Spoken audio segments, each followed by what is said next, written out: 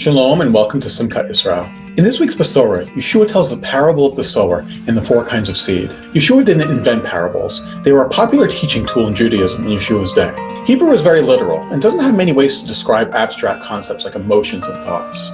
This becomes a problem when you're trying to describe a God who transcends the physical world. So the rabbis of Yeshua's day taught in parables.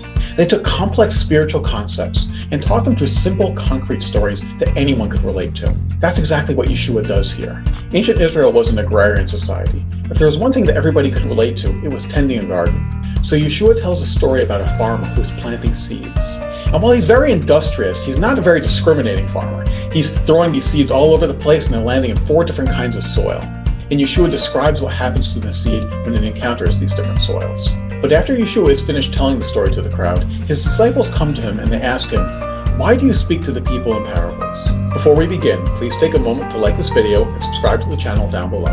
On more than one occasion throughout the Gospels, we see the apostles failing to grasp the teachings of Yeshua.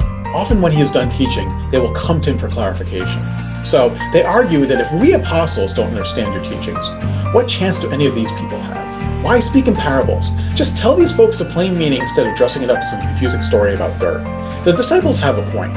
English-speaking, Western-influenced modern readers tend to misinterpret the parables. A parable is not an allegory. In an allegory, every detail of the story is symbolic of something else, and each detail has a clear interpretation. George Orwell's Animal Farm is an allegorical retelling of the communist overthrow of Tsarist Russia. Each of the characters in the book clearly represents something or someone. The farmer is the Tsar, the pigs are Lenin and Stalin, the dogs are the KGB, and the horse is the working class. There is a clear one-to-one symbolism between the characters and what they represent. A parable might have a central comparison that it makes, like the kingdom of heaven is like a farmer who went out to sow his seed.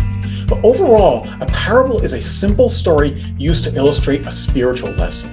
But we're so used to allegories that we read more complexity into the story than what Yeshua intended. When we read the parable of the sower, we ask ourselves, okay, who is the sower, what's the seed, where's the soil, and how do I fit into this story? Medieval Christian commentators were famous for this.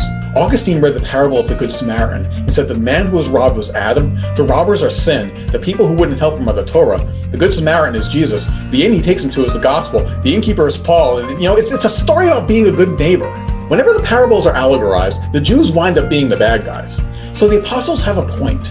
If they're just going to be misunderstood, why teach using parables at all? Yeshua answers them, because the knowledge of the secrets of the kingdom of heaven has been given to you, but not to them. Whoever has will be given more, and they will have an abundance. Whoever does not have, even what they have will be taken from them. This is why I speak to them in parables. Yeshua is revealing something that completely changes the way we think about him. We assume that Yeshua teaches in parables to make it easier for us to understand his teachings. But according to Yeshua himself, he teaches in parables to make it harder for us to understand. If I could paraphrase him, Yeshua is telling his apostles, listen, you guys are really blessed. You understand the secrets of the kingdom of heaven. When I preach the good news to you, you understand it and you accept it into your hearts. But these people out there, they're not like you, at least not all of them. The gospel is a double-edged sword. If you hear the gospel and you accept it, you are blessed abundantly. But if you hear it and you reject the good news, then you will be held responsible on the day of judgment. The Father will ask if you heard the good news, and you will have to say, yes, I did, but I didn't listen. For this reason, I speak in parables. Those in the crowd who have ears to hear and a receptive heart will understand what my parable means, and they will be blessed abundantly. But for those in the crowd whose hearts are closed off to the gospel, when they hear my parable, they will think it's a story about farming. They will remain ignorant of the good news and will not be held responsible in the day of judgment. This is why Yeshua teaches in parables. And this is what the parable of the sower is all about. The parable of the sower challenges us to examine our own soil. Are we the kinds of people who will accept the good news and let it sink into us and take root and grow into something wonderful? Or are we stony ground that can't even accept the seed? Yeshua teaches us in parables because he wants us to see past the story about farming and understand the deep spiritual lessons behind it. He wants us to dig deeper, to engage with his words and search for real answers. Many Bibles translate Yeshua's words as the secrets of the kingdom of heaven. But the more accurate translation of the Greek is the mysteries of the kingdom of heaven. It's a subtle variance, but it makes a big difference. Secrets are meant to be kept.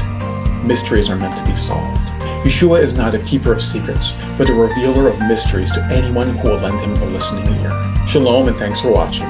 If you like this video, please subscribe. And don't forget to visit simchatyisrael.org to learn more.